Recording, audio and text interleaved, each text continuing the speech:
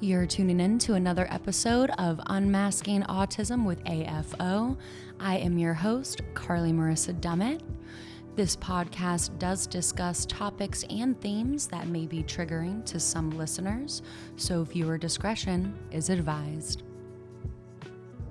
Hi, hello, and welcome back to another episode of Unmasking Autism with AFO. I'm your host, Carly Marissa Dummett, and I have another very special guest for you today, another friend and colleague of mine, Han Bingham. Hi. Hi. Hi. Would you like to introduce yourself for everyone? Hi, my name's Han Bingham Bruner. I am a PhD candidate at Oklahoma State University in English, specializing in disability studies. I do research about autistic people and about being autistic myself. I found out I was autistic when I was 30. So I'm new-ish to this, even though I've been living with it all my life, and I'm excited to be here today. Yeah, I'm very excited to have you. I really am. Awesome. So, okay, first off, before we get into your paper, being a late diagnosed autistic person, because I was diagnosed at 9, so, Right. like what you just said, you're still learning how to understand it, even though it's something that you've had your whole life, just unknowingly. Can you, if you want, talk a little bit about that process? Yeah, for sure. So when I was 28, I found out that I had ADHD. I was in grad school and I was really struggling, especially when I was trying to read my textbooks and things like that. I was commuting to school from OKC to Stillwater, and I just felt like I didn't have a lot of time, but also the time I did have, I couldn't really make my brain do what I wanted. And so I started some ADHD medicine, and I realized that it wasn't really the whole issue with some of my focus and some of my executive dysfunction. And so I kind of kept thinking about it. And then as it became, not necessarily on TikTok, but on Twitter and on other things, people talking about what it's like to live with autism, I started thinking, like, this sounds more like me than I realized. And actually, while I was working on this paper is when I started on this paper in 2020, I didn't know I was autistic. Okay. And by the time it got published last year, I have an autism diagnosis. Okay. So actually this paper has been kind of a big part of it for me, figuring out, like, working through my autistic identity and working out like what it means to be autistic. I think that's part of why it feels like an important paper to me. But I think it's important too because of that, because it's about the research and about the importance of speaking as an autistic person and your voice being heard. But it's also like me working through a lot of that, like, stereotype and stigma around autism, because I was coming into this like I came in as like, I want to write this as an ally, as a fellow neurodivergent person. And then by the end I was like, I'm actually writing this as an autistic person myself. So yeah, it's been really interesting. I'm 31 now, so a little over a year ago, I guess about a year and a half ago is when I officially got diagnosed. And I knew probably about a year or so before that I probably was autistic, and I was, doing all the tests online and thinking about it a lot, talking about it a lot. I've sent all the quizzes to my parents and stuff now to see if they think they're autistic. But it is really interesting because I had a lot of autistic friends growing up, and people always just thought I was really good with them. Okay. Whereas, looking back, it's like, actually, I just really understood them and they understood me. And so it's kind of funny because I actually went to a lot of, like, Special Olympic events as, like, a helper, not as an attendee. Whereas now my autistic friends as adults are like, I went to Special Olympics, or I didn't go to Special Olympics, or whatever. But, like, it's weird that I was at all those events as a kid, but I wasn't there for myself. I was there for my friends. So I do have a little bit of, like, a view of what it was like, but only for my friends, not for me. So it is weird to have, like, not the whole experience as a child, but seeing part of the experience as a child. It's been kind of interesting. Yeah, so I have, like, Special Olympics 2007 t-shirts. But they don't have my name on them because I wasn't one of the people competing. So it's pretty funny.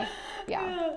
That reminds me of that TikTok of those two people where it's like, this is Valentina, and Todd Valentina is an ally. Ally. Yes, exactly like that. I thought I was just a really, really good autism ally, and then it turned out I was actually really, really autistic, and just very good at masking, and my parents were probably neurodivergent too, and so it didn't seem weird for them. Like my mom, if I went nonverbal, she would give me a piece of paper, and she said, do you think you can write down what you can't say? And that was a really good strategy for me. And so things like that, just didn't become an issue. And I was hyperlexic, so I was pretty good at school, so that nobody had concerns about learning disabilities at that time. Now I actually have some acquired dyslexia, which has been really interesting as an adult. Okay. But as a kid, I was hyperlexic. I was reading ahead all the time. If we were reading as a class, I would actually be like silently reading a chapter ahead because I was bored.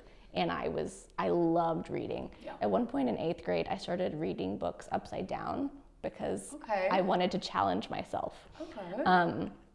So I really was like a weird kid, obviously an autistic kid. Reading was my special interest too. Same. I read so many books growing up. But yeah, very briefly, I tried reading upside down. Just for a few months. I'm really not sure why. But that's funny. But yeah, so it didn't get caught in my family, I think, because so much of my family has similar tendencies. So it's been interesting being the diagnosed one now, and someone will do something or stim or something, or a lot of echolalia around the table, and so I'll be like, you guys are acting really autistic, and they're like, I don't know what you're talking about. No, same. I would put good money on the fact that I got it from my father. Oh, yeah. My dad doesn't think so. He's probably gonna watch this and be like, you're calling me out. But really funny though, when he took the RADS-R, he said, I don't think this is me, but it sounds a lot like your grandma. Yeah. And so he turned and pointed the finger at his mom, which I thought was really, really funny. So it's been a really interesting experience for all of us with me getting diagnosed and just kind of figuring out. I think the most important thing is the reason I wanted to get a diagnosis, even though I figured out so late, was since I have been in school for so long, and hopefully this year I'm graduating after I think this is like my 8th year of graduate school, so long time. But I became really worried about transitioning back into the workforce. Okay. I've been working as part of graduate school, but it's really been part-time work, and the last few years I've been able to do it all from home, from my computer, and that's not totally the case moving forward if I can get a faculty job. And so I really felt like even if I don't know yet what all accommodations I'll need, if I at least have that official diagnosis, I might at least be able to advocate for myself a little better once I'm in those spaces. So that was part of the reason why, even though I was 30, I decided to go ahead and get diagnosed and everything. Yeah, no, for sure. I mean, I feel like my opinion is, if somebody's, reading something and they identify with a part of it, like if you really want to know and explore yourself and, figure out who you are, like you should aim to get a diagnosis. I mean, even if it turns out, even if you're not autistic. Even if it's not, right? Yeah. Well, and it actually ended up being really good because the psychologist said, I want to look just broadly and I want to recheck your ADHD diagnosis, and she really identified some other areas that I've been able to focus on and work on too that I wouldn't have known about if I hadn't gone for that assessment. But it is a lot of privilege to be able to do that too because it's so expensive in Oklahoma. So I know a lot of my adult friends who suspect they have autism or really mostly self-diagnosed, or we call it peer-reviewed autism, where you talk about like one person gets diagnosed and then they suddenly look around and a lot of their friends are acting the same way. And so online people have been calling it peer-reviewed autism when your friends say, I think you might be autistic. Okay, yeah. But so a lot of them have self-diagnosis because it's too expensive, or it has been too expensive for them to access it, which is really hard. The state of Oklahoma doesn't make things easy sometimes. No, it doesn't. But I mean, people can't always save up for things that they really want, Yeah. you know? Yeah, and that's what I did. I had enough on my Flex card and then my health savings account. And then I found a doctor who did work with my insurance. So then what was left after insurance, I could use my health spending for. Oh, great. So I just saved up and did it at the end of the year with whatever I had left. Yeah. Okay, no, that's great. Yeah. I think that is another very, I'm seeing a rise in that Yes. discourse and conversation on TikTok of all places. Yep. Actually, I haven't done research on TikTok yet, but I really want to move into that once I finish with my dissertation research, because in 2020, when I started this research that we're going to talk about, it felt like a lot of the autism conversations were happening on Twitter then. And now I think a lot of people have left Twitter since Musk bought it and it turned into X. And it seems like a lot of the conversations are happening on TikTok now. So that's where I'd like to look next to see kind of like what people are talking about with autism. I do that every day. Some days I do too. I'm infuriated. And then other days I'm just like, okay. I've never been a tweeter, a Twitter, whatever an Xer, whatever you call it. I don't know what to call it now. Yeah, I don't know either. Like, so Twitter has always, I think as an autistic person myself, Twitter has always scared me because it's like literal just opinions in word form. And I'm like, you know what? I'm just gonna stay away from this. So one of the things that I talked about in my paper was I think Twitter, at least the way it was in the past, I think it can actually be kind of liberatory. It can be kind of like a more even playing field. Okay. Twitter can be great because it can be kind of like a town hall for the world or for whoever's on there, right? And the theory is that no one person over another gets like boosted more. In practice now, like celebrities and things like that get seen higher. But theoretically, anyone's voice can become the trending voice on Twitter. And that's part of why I think, my study was about autistic activism on Twitter. Yes. And that's part of why I think that Twitter and the activism was really successful, was because these voices of people who are a group not usually listened to actually got elevated and focused in the center of the conversation and were actually heard. Twitter, the term I use in my paper is kairotic space, which is one of those hard terms that it took me a long time to understand it. But the idea is it's this kind of in-between space where you make meaning. And a lot of times those spaces aren't very accessible for disabled people, autistic people, anyone. So if you think about you're like at this big conference or at a big meeting and you get in an elevator and someone starts telling you about their research and you're like, wow, that's great, I'd love to hear more. And they hand you a business card and then you may never see them again or you may not, but then you have your email address, you know a little bit about them, all this stuff. Okay, Or you can email them and say, I had this great idea related to it, whatever. So there's this like meaning making happening. But that's really hard for autistic people, disabled people. Like, I don't talk to people in elevators. That sounds terrifying. Why would I talk to a stranger in an elevator? You know, it's bad enough that people at the conference are going to come up to me after I talk. So why would I talk to strangers before they come up to me? So that, you know, just doesn't happen. But Twitter is like kind of a safe way to do that and make meaning in that way, just via text is kind of what I'm claiming for part of my paper. And so that is kind of how the autism activism spread and like was listened to, because we can make meaning in that online space without being shut down. People did try to shut them down for being autistic, but the platform itself didn't shut it down. Other Twitter users said like, you don't know what you're talking about, or like, oh, just watch the movie, whatever.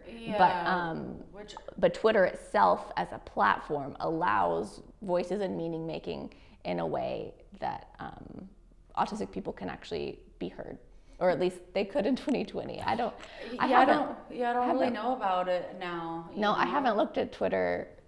Well, the one thing that I have looked at Twitter about since Elon Musk bought it and turned it into X is that a lot of the people whose tweets I looked at for my paper, those people deleted their Twitter accounts. and left Twitter. So I do know that autistic people have left Twitter.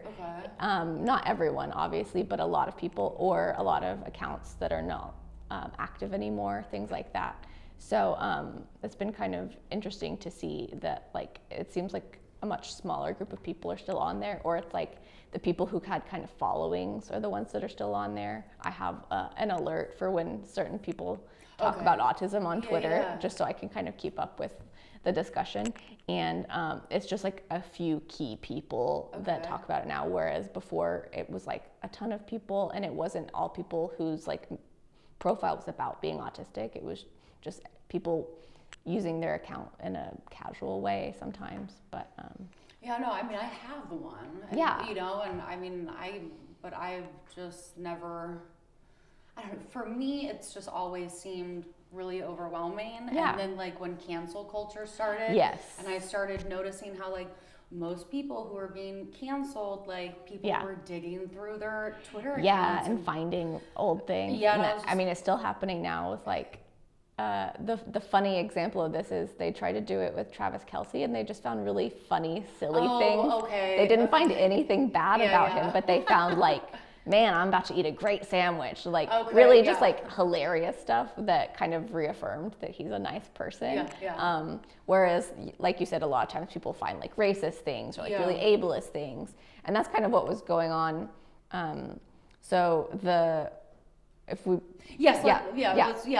It just feels like a good transition point.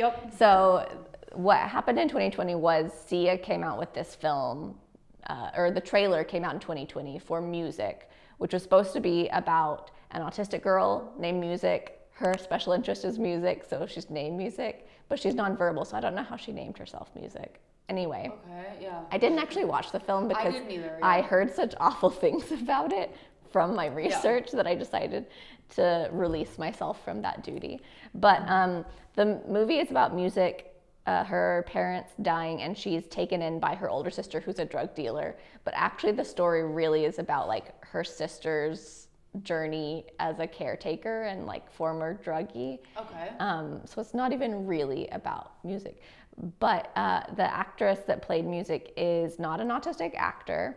She is just Sia's like favorite dancer, and who she hired. And so basically people on Twitter and autistic people on Twitter were like, what the heck? This movie looks ridiculous.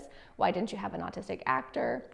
One autistic actor said, I reached out to you and said I could have played the role when you were filming for this.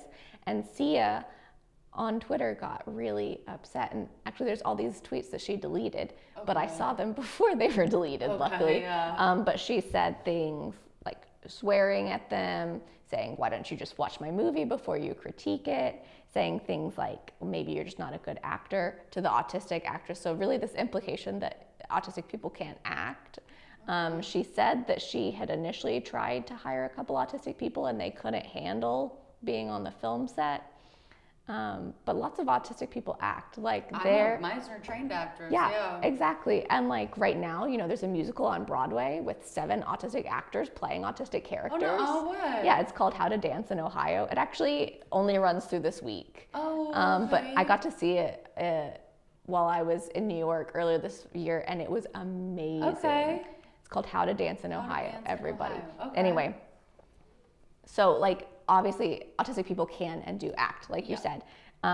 So this is what kind of started the whole discourse, was Sia's trailer, and then like literally I can't even say the things that she said on this podcast because it was just swear word, swear word, swear word, just watch my movie before you judge it. And then a lot of people who are autistic started saying, this is the problem, this is, you know, we never get listened to, we don't get to act our own roles, we don't get to tell our own stories. And then people on Sia's side coming back and saying awful things as well, like autistic people are like animals, or autistic people can't, you know, they don't have this communicative ability like an animal, or even things like your life isn't worth living and you should kill yourself. Well, that person didn't know the statistics about that crossover. No, exactly. Like, so it feels really relevant to what else you've talked about on the podcast, like with Gail last month, because just this big issue. And so interestingly, in the rhetoric is the field that I put this paper in, the field that I study, and it's about the way we use language, the way we convince people, the way we use language to try to talk about things, but like convincing people or like speaking ability. You know, if someone does a speech, we talk about the rhetorical ability. And in school, you might have heard about like ethos, pathos, logos, right? Like emotion and all these things, agency, ethics, that kind of thing.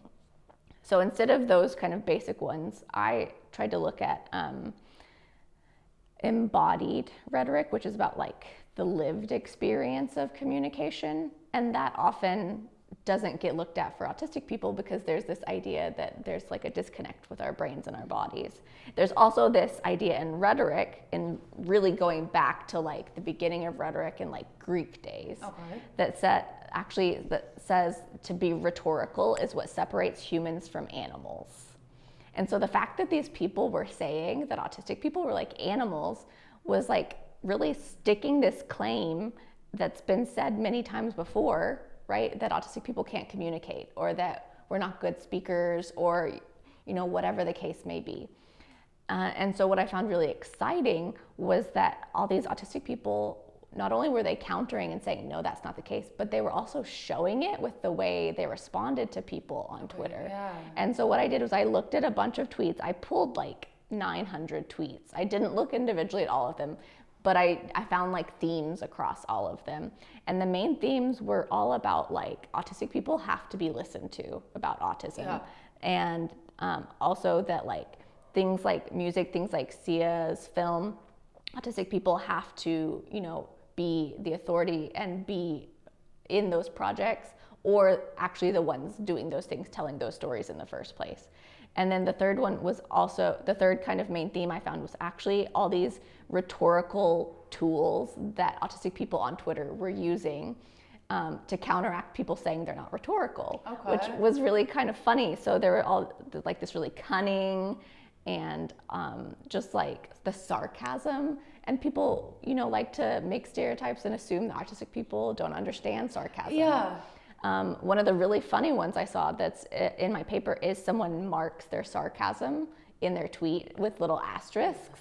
And it's funny because it flips it around. So instead of the neurotypical person saying something sarcastic and expecting an autistic person not to get it, or an autistic person not getting it, which does happen. I don't always understand sarcasm. Not always, no. But the really funny thing was she was marking the sarcasm so that the non-autistic people would understand her, because they would maybe assume that she was not. But it fully flips the situation around. And so really exciting the way this was playing out.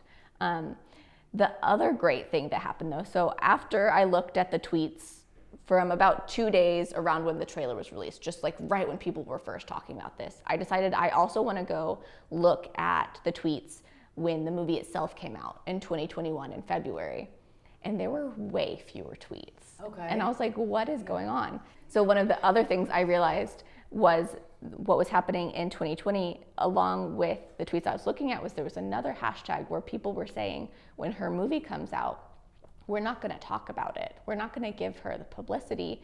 We're making the day that her movie comes out Autistic Creators Day, and we're going to highlight our own works and our own acting and our own projects, and that's what we're going to talk about on the day that it comes out. And that's actually what happened. I was looking at the hashtag actually autistic, which is what a lot of like autistic adults use, and people who are like newly diagnosed, or like anything just to talk about the experience of being autistic, right? And there's another paper that's cited in mine about just the hashtag more generally and the kind of things that people talk about on it, if anybody's curious about the hashtag as a whole. But so really interestingly, the hashtag actually autistic had very little on the day and the day after the film came out, which was really cool to see. But what I did find of people talking about the movie, the word autism, just like the search terms all the same without the hashtag, were all these movie reviews talking about how bad the film is. And before I did another study in the process of this where I looked at movie like reviews and people talking about the upcoming movie, and actually over time the way they were talking about the movie changed. So when the trailer came out, people were like, this new movie, like autism awareness, blah, blah, blah. By the time the movie came out, that's not what the thing sounded like anymore. By the time it came out, it said, this is cringy. This is, one of them said, if you have a back injury, you shouldn't watch this because it's so cringe-inducing that you'll hurt yourself. Oh gosh. Oh my God. all kinds of things. And these were not written by autistic people. These were written by movie reviewers. Yeah. And so it was really exciting because Twitter was the main place that people were talking about this, discoursing about this. It may have been on TikTok by then, but really Twitter was like the hub of this. And the movie got horrible reviews and it kind of flopped. Really exciting too. So it did get nominated for a Golden Globe, unfortunately. Oh, okay. But at the Golden Globe Awards, the announcers said, this is a bad movie. They called it a flop-a-rooney on stage, on television. Oh, no. And said the autistic community doesn't support this movie. And they said there's harmful use of restraints in the movie. They said all these things about like, don't watch this movie on live television, and the movie didn't win the Globe, which is great too, that it didn't win. But also just the fact that someone said like, autistic people say not to watch this movie, so we're not gonna watch this movie. Whereas in the past, if we say autistic people say not to watch this movie, neurotypical people say, oh, but I love that movie, like Forrest Gump or, you know, like Rain Man or something. All these like old examples of like autism in the movies, right? And autistic people say like, that's not what my life is like. That's not how I act. Yeah. But so usually, you know, someone might say, oh, but I love that movie. Like, I'm not going to listen to you about this.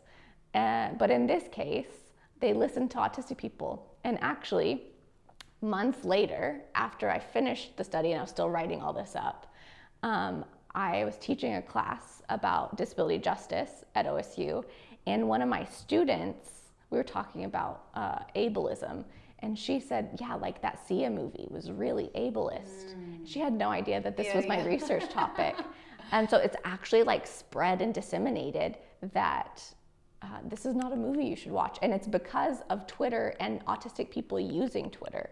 And so that's kind of the sum of the paper.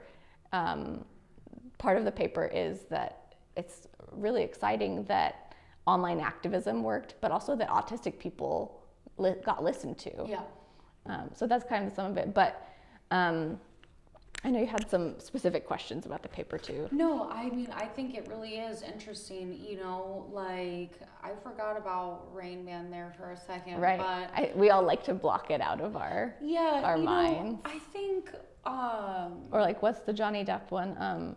What's Eating Gilbert Grape? Yeah. Oh yeah. You know what I think about we're gonna go off on a side note real quick. What I think is interesting about What's Eating Gilbert Grape is Leonardo DiCaprio is a fantastic actor, and like when you step back and you look at the film, or at least this is me and my opinions, when you step back and you look at the film from like strictly like an actor's perspective, the fact that he was so young and could pull off that role, you know, is really like, oh great. But then when you like read about how he like prepared for the role, it's really yeah, upsetting. And the same thing with this music role is because they had her doing things that nonverbal autistic people do, non-speaking people do, and they had her trying to make like faces and stim the way autistic people do.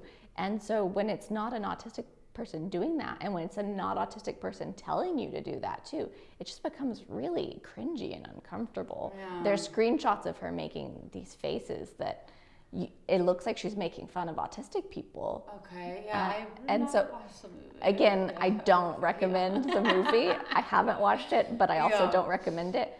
But I think the exciting thing is that we didn't have to watch the movie to find out it was bad. Yeah. We didn't have to watch the movie and get like triggered and upset and think this is not a movie that reflects me. And so I think it moves forward the idea of autistic people being the authority about autism, and also, you know, in the future, autistic people actually playing autistic roles, like the How to Dance in Ohio movie. Yeah. Or musical, sorry. And so we got from one place 4 years ago to now Broadway. There are autistic actors on Broadway. Like, we're listening to autistic people more than we did in the past. And I think social media and online activism is part of that. And that's kind of, I mean, that's exciting to me. And social media helped me find out I was autistic too in a lot of ways. Yeah. And so I just think it can be like such a powerful tool. It's definitely still overwhelming, and there's, you know, still social rules that we don't always understand and everything. It has its pitfalls, of course. But I think just the possibilities of social media are exciting. You're right, you know, and I think that that's something, me personally, I still try to come to terms with when it comes to like the internet as a whole, is like, as bad as it is, it does have good things. Yeah. Like when I was in college, any chance I got to write about whatever I wanted, I always chose to write about how bad social media is for your mental health. Yes. But it does have, you know, its perks. And I also think like, and maybe it's because more adults are being diagnosed when they were overlooked as children. Yeah. You know, and a lot of those adults are, you know, what you would consider high functioning autistics and stuff, you know.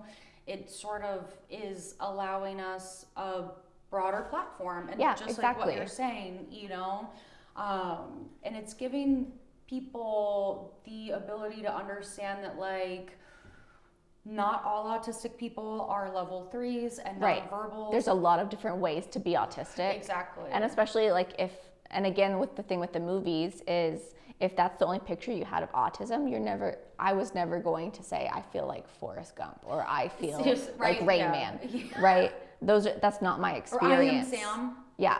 Like none of those are going to be my experience. Yeah. And in fact, a lot of movies that say they're about autism are not going to look like, because I have a very different experience than other people do. Mm-hmm. Like, just like you said, like you got diagnosed at 9 and I got diagnosed at 30. Yeah. Totally different experiences. But we're both sitting here having this conversation because we actually do have similar lives with autism. It just looks different on the surface. But I can't remember where my train of thought was going with that. Oopsie. Dang it. Go get it back. But what?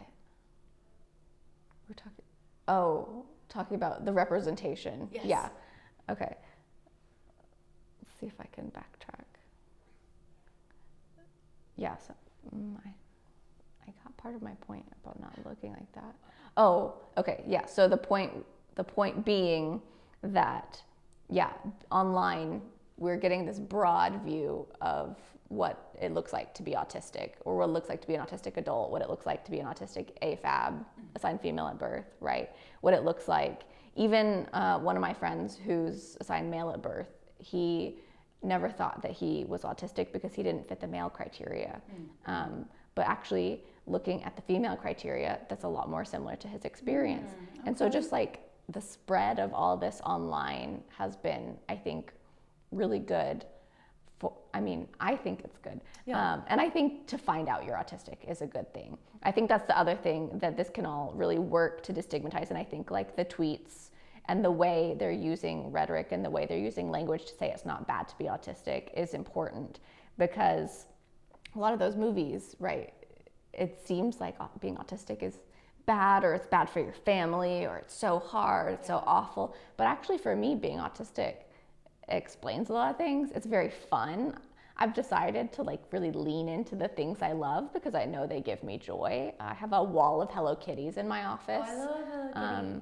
Because I had like a few Hello Kitty things from growing up, and I knew I liked Hello Kitty. And then when I realized I'm autistic and I have these special interests, and it will bring me more joy to lean into those special interests, I went, well, I don't care if I'm 30. I'm gonna keep loving Hello Kitty, and I'm gonna fill my wall with plushies, as a way to balance being in grad school and life being hard, whatever. But, and again, I'm losing my train of thought, but I think just the fact that we're getting so much more representation through social media is a really good thing. And I think that part of what I say at the end of the paper too is, all of these underdiagnosed people, not just like adults like me right? But also like people of color, especially women and women of color being the least diagnosed group, and also the least represented when we're looking at movies and things like that. And so I think social media is really a starting point for those people to start being part of the conversation and be listened to, and also get to realize what autism would mean for them, but also what it means to be autistic and be part of the autistic community. Yeah, which is so diverse. Right, exactly. You know, it really is so diverse, you know,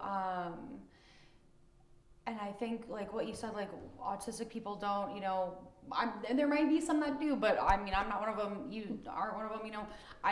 When I watched Forrest Gump, you know, as a kid, I did not, you know, go, oh wow, like there's me. Yeah, you know, no, exactly. like, and I didn't, you know, and at the time I had all these autistic friends, and I didn't really think he was much like them either. Yeah. Right. You know, and I feel like to be autistic, again, just speaking, you know, just for myself, like, because like when you are diagnosed as a kid, my experience was I was being told there was something wrong with me. Exactly. And my worst fears were being confirmed as all the other kids in school were picking up on the fact that something was wrong with me. And now here, my parents and I are being told there is. Yes, there's something wrong. And so I spent a lot of my life, you know, and this is where the downside of masking and all these things come into play is you already are being told you're not normal and you're not like the rest of them, so you internalize that as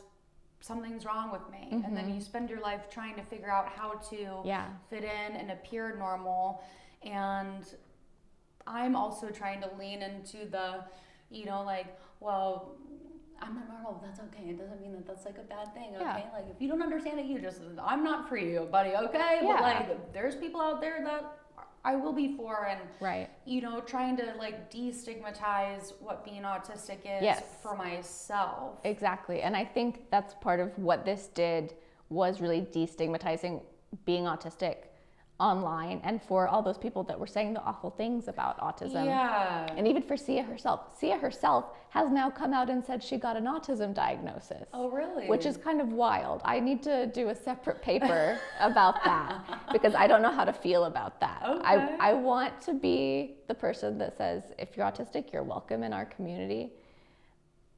But it's just, the way she reacted initially was so harmful, and so many people jumped on board supporting her, non-autistic people supporting her. I don't even listen to her music anymore because it just left such a bad taste in my mouth.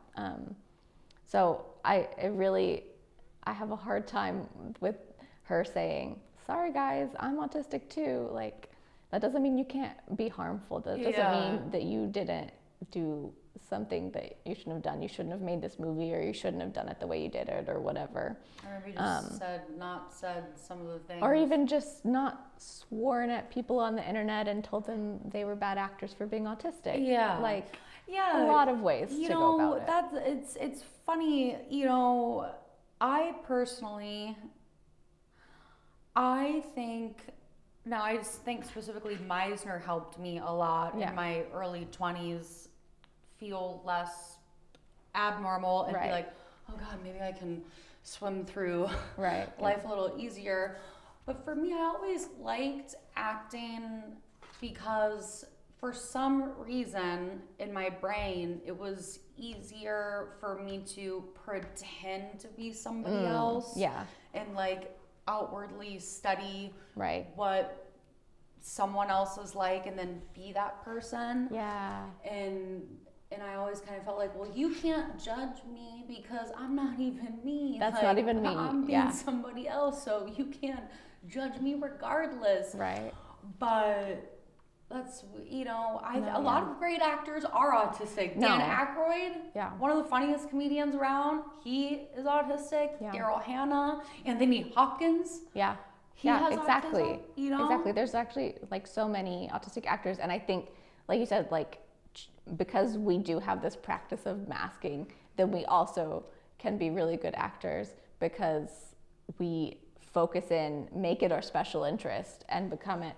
One thing that I've really noticed, I'm not great physically acting. I wanted to act when I was a kid, and I always got really nervous at auditions, and so I'd get really small, or not small, but supporting roles in the local theater. But one thing that I'm really good at copying and repeating is writing, and that's part of my writing process for articles and things, is I read other things and then I try to like act that out onto my page. That's part of how I write, is I not copying it, but like trying to get the same flow and the same groove. And actually as a kid, I would write things copying like the way my mom writes. She uses a lot of ands for some reason. She is a writer. And so I always felt like I could ghost write for her because I know her like writing voice so well. And so I almost feel like a ghost writer for myself sometimes when I can't figure out what to do with writing, or when I can't figure out what I'm writing or my organization or how to say something. I'll just start reading again, which I think is what they always say to do when you're writing. But I think because of being autistic, it feels like I'm like putting on a little secret, like something trying to figure out how would this person say it, right? Like these are the people that are published. These are the people that know what they're doing. Yeah. So let me just pretend to be them for a while, and that'll help me write my own thing, which then is funny. And it makes me wonder if my writing sounds different across all my papers because I'm looking at different people as I'm writing them. I don't know. I might have to analyze my own work one day just to find out if I'm masking in my writing or not. But see, that's something, I think that's really interesting. It could be. It could be an interesting paper. But I feel like that's something, truly, I feel like in the grand scheme of things, like, yeah, we understand autism, or, we, like the collective professionals, whoever's studying it, whoever's putting together the DSM-5, like understand it. But then also at the same time, I feel like I saw a video about this the other day where someone was talking about how we actually really don't know anything at all about autism in the grand scheme of it. Yeah. And I think masking is just something, like, I don't know if I'll ever be able to decondition myself. Yeah. Like, so part of my masking is actually like getting dressed nicely and like putting on jewelry, putting on makeup. But as I've transitioned, I've had to figure out how to do that without being dysphoric. And because I used to like put on big jewelry and a lot of makeup, big earrings, big necklace. And as I don't want to wear those things anymore, it's like, what do I do? And so I've had to like find pieces that I still like or pieces that I like now, and ways to like do more like a neutral makeup look or something. Because at first, when I was trying to transition, but then I would have like a defense or a presentation or something, and I'd get all glammed up, and then I would feel really weird about it. Because I learned to mask when I was socialized as a girl, and part of that was all of these accoutrements of femininity. And still I don't wear rings every day, but I wear rings whenever I'm doing something like this because it gives me something to mess with, but it also is part of like my armor, I think, which is kind of interesting. But yeah, I've had to like start, and it's frustrating because I don't want to relearn how to mask. But I do have to learn how to be in public and in social situations, and I think that's the frustrating thing, is that I don't want it to be a mask, but I don't know what to do instead of masking either. I know, yeah. Gail and I touched on this a little bit last month as well, but I just think masking is so. Masking is a special interest of mine, and trying to understand like my own experience here on this planet, like all these things, I just find it so interesting because it's like not, gender dysphoria, but almost like personality dysphoria for me. It's like who I am when I'm completely alone is sometimes very different than who I am around anybody else.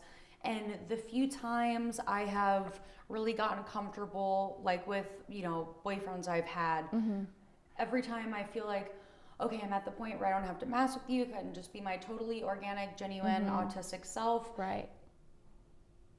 It doesn't seem like it's always been very well received, you know? And so it does provide me with a sense of dysphoria sometimes about how, like, you know, even for me, like, you know, I don't have gender dysphoria, but when I'm getting, you know, ready and I'm like doing my hair and putting my makeup on, you know, that's the time for me where I take it. I'm like, all right, I'm going to this place. I'm going to be around these types of people. Right. You're preparing yourself for the day. Like, this is how a successful person would act in this situation. And, you know, it's almost sort of like acting, it's like the same stepping kind of thing. into that role. Stepping into your role for the day. Like, what am I going to wear? I get really focused and worried, like, about dressing correctly or not dressing up enough or dressing up too much, you know, like, and again, it's because I can't read the social situation, and then I end up either really overdressed or really underdressed, or sometimes I've gotten better at it. As I'm, you know, 31 now. I finally I know, I'm 34. meet in the middle of,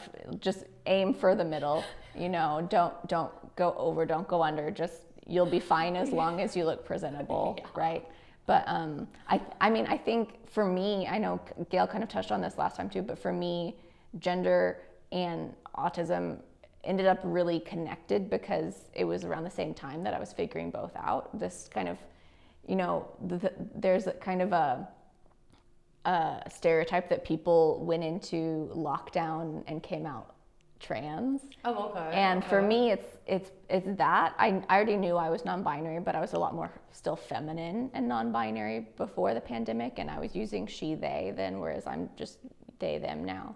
And so before the pandemic, I thought I was ADHD and feminine, and I've come out of it, you know, ADD and autistic, and a lot more masculine than I used to be, and trans, and, you know, all these things. And so for me, there's a lot of overlap. So I think it's interesting that you're saying it's like a very similar experience even without the trans element, because I think it can be just like a really related experience.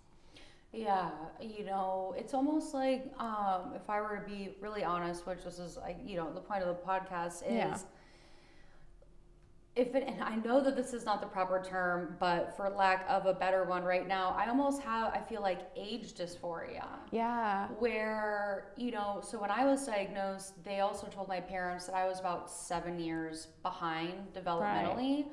And so an inside joke my family and I have always done, sort of just, in my opinion, kind of take away the stigma of being different. Like, whenever I had a birthday, you know, like when I turned 30, you know, I also, to my family, I was like, I'm finally 23, you know, you know, I'm 34 now, so I'm 27. I'm getting we're getting up there in my late 20s. Something really interesting though, they just came out with a study, I can't remember who did this, but saying that at least for people with ADHD, the kind of brain firming up that they talk about people getting when they're 25, the study was saying that people with ADHD don't get that till they're 35. Oh no.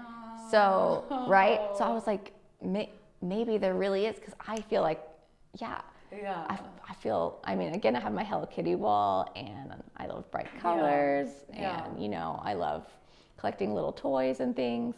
And I think I always will, because that's what I care about, and I'm autistic. But on the other hand, sometimes it can feel like, okay, I'm 30 something. I almost have a PhD, you know, but then there's also this, again, like this age, whatever, I don't feel 30 something. No. And I don't know if my brain knows it's 30 something. I know, same, you know, and like you see these things, how like, especially for AFABs, autism, you know, like, one way autism might present in an AFAB is they may seem younger in their demeanor or their personality, or even in the way they dress and their interests. You know, and I say the age dysphoria thing, again, because I don't have a better term at this moment. No, I think it's a good term. I think it works. Like, you know, when I'm decompressing and I'm Right. alone, I can almost sort of feel my brain relax, but then I go and, you know, I feel younger than what my body is. Yeah. And when I've dated people and I've gotten to a point where I feel like I've tried to show who I really am to people, Right. one thing that they have all said is, you know, you're like a little girl, right? Ugh, that's so frustrating. Yeah, and I've like gotten into big, you know, blowout arguments. Yeah. And I'm like, you know, and Yes. they're like, no, you seem like, you know, a child. And I'm like, you know, and that for me and my experience is Right. just something that I've noticed over the last couple years of really leaning into my autism as well. It's like, I feel like I have to mask age. Yes. Present yourself. Yeah, and like I'm looking for academic jobs right now, and you know, when you met me, my hair was really brightly colored, right? And I've gone back to brown hair because I feel like I have to present this like adult look to try to get a job, and I bought all these blazers. I know. To try to like look like a professional adult. And I'm 5'3" and I'm short, and I'm not gonna wear heels because I don't like feminine things and I don't like heels. So I've been, you know, trying to come up with all these ways to convince people that I'm an adult. And it still feels like it doesn't work. I know. Someone at the store the other day thought I was 25. And I mean, you do look young. I told my friends that though, and they said, "Hey, you used to get 21, so you actually have aged." No, I know. And I was like, "Oh my word, you're right. A few years ago, people thought I was 21. Now they think I'm 25. That's a win. Yeah. That's 5 years closer to my current age. So that's maybe something. Yeah, and I know I do look young, and I think transitioning towards masculinity and being short also." It's very stereotyped that you end up looking kind of like a teenage boy for part of your 20s or 30s or whatever you are, especially because I still haven't, I can't grow any facial hair at all. I actually can't grow hair like very much at all. I'm always gonna look, I think until I have like sagging wrinkles on my face, I'm probably gonna look like a teenage boy. Oh, it's not necessarily about, you know, that's not necessarily a bad thing, like, right? You know, No, society says the older we get, the younger we need to be perceived. Yeah. So maybe we're on the up and up. You know, I know. Maybe that's what we'll be 50 and people be like, "You're so youthful and vibrant," and we'll be like, "Thank you." I know. We'll finally appreciate it. People, when I was 18 and people thought I was 12, because that did happen. I would be home from college and someone would be like, "Oh, what grade are you in, sweetie?" And I'd be like, "I'm 20. I just came back from university, living on my own." And they'd be like, "No, you're not." So I've always had it too, even though academically they said I was like gifted or whatever, but like physically people have always said you look younger. And so they would always say, "Oh, one day when you're 30, you'll appreciate it." I'm 30 now, I still don't appreciate it. So I don't know. But maybe when we're 50, we'll finally appreciate it. I know, gosh, I mean, hope, here's hoping. So we're talking about all these things that we experience and other people experience. So before we wrap this up, can you just talk a little bit about how you take care of your mental health and you show your self-wellness? Yeah. Honestly, it's very hard, especially being in school, trying to balance everything. But I've just started journaling again, which has been good. I love like stickers and things like that. So I've been journaling with like Hello Kitty stickers to try to get myself to actually journal and do it. I really love soaking in the tub. And for a long time, my ADHD self would be like, "Okay, I'm sitting in the tub, what do I do now?" So I will let myself like bring something, my phone or a book or something in the tub with me just to like stay in the tub longer. Because I feel like if you put some Epsom salt, you know, it's it's good for you. Oh yeah. So I try to do stuff like that. I take a lot of vitamins. I'm a little bit crunchy when it comes to my health. And so I take fish oil, and if there's a supplement my doctor or my therapist recommends, I usually am gonna get it. So I just started new magnesium that my therapist was really recommending for like trauma and brain inflammation and stuff. So I've been taking that, and I don't know, I really like magnesium. I always feel like it helps me sleep at night. So I'm a big proponent of magnesium and supplements and things like that. But honestly, just like having community, I think has been the most important for me, and like being authentic with them about being autistic. finding other autistic friends like you and Gail where we can talk about being autistic and talk about like, hey, today was really hard. I went to the grocery store without headphones, you know, or like someone did something and someone said I look 12 or someone said I look 21, you know, right? And people, you know, understand that and validate that. And within my group of friends that I already had from college, just being really honest with them about it has been really helpful too, which is why some of them are now on the peer-reviewed side of things, because I've talked so much about my autism, and now they're saying, well, I do something like that too, or whatever, or like, oh, maybe I have ADHD as well, or, you know, like, we have all these things in common. Why did we become friends in the first place? It's because probably we're all neurodivergent and we're kind of drawn to each other. But honestly, yeah, having that support system, which I know not everybody has, but I feel really, really lucky to have the support system I have. I think that's really been the key for me when I've been at my lowest, is there's someone there I can turn to. And if they're not there right then, I can be in proximity with them soon enough that I'm not gonna be in crisis, you know? Yeah. But yeah, it can be really hard. Yeah. It can be really hard. No, it can be, you know, and I do just want to say, for anybody who feels as if they don't have community or they're in crisis and they do not have someone to talk to, always remember you can call 988 and they will pick up as soon as possible. So just want to say that, and I agree with you, community is super important. I have met the most autistic friends since I moved to Oklahoma, so I feel you know, very lucky in that sense of like, now I finally like have other autistic friends, and you said, people who can understand and you can, you know, just be autistic with. Yes, exactly. I think it's important. And thank you for coming on and sharing your paper. Yeah, thanks so much for having me. Yeah, I'm going to link exciting. the paper into the description of the video so you can read it for yourself. And I can also send you a plain language version to link so that it's a little easier for non-rhetoric scholars. Yeah, no, that would be great. Yeah. Anyways, but thank you so much. It's always a pleasure to hang out with you. So. Yeah, thanks, Carly. Of course. Great. All right, we'll see you guys next time. Thank you again for tuning in to Unmasking Autism with AFO. I'm your host, Carly Marissa Dummett. For any information on our trainings or our events, please visit www.autismfoundationok.org or follow us on social media platforms at Autism Foundation OK. As always, thank you so much, and we'll see you next time.